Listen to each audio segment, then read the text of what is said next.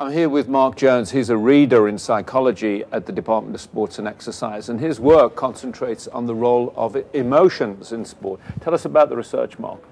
Emotions are important because they guide and influence our behaviour, and in particular our research is focused on how emotions might have an influence on our performance in sport.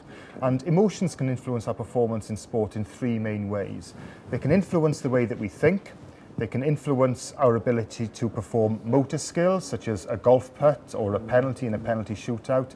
And they can influence the way that we behave and engage with teammates. So, for example, if we felt particularly anxious, we might not choose to ask for a ball. If you're a football player, we might not involve ourselves in the game in the way that we normally would.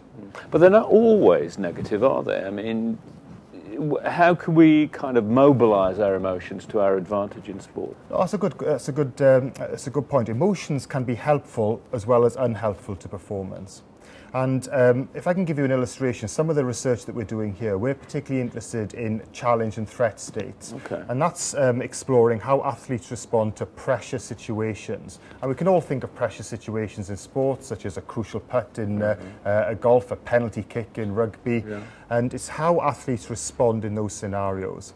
And what we found is that athletes who feel confident, they feel in control, and they are focused on what they can achieve, respond in a challenged way, in a challenged state that's helpful to performance.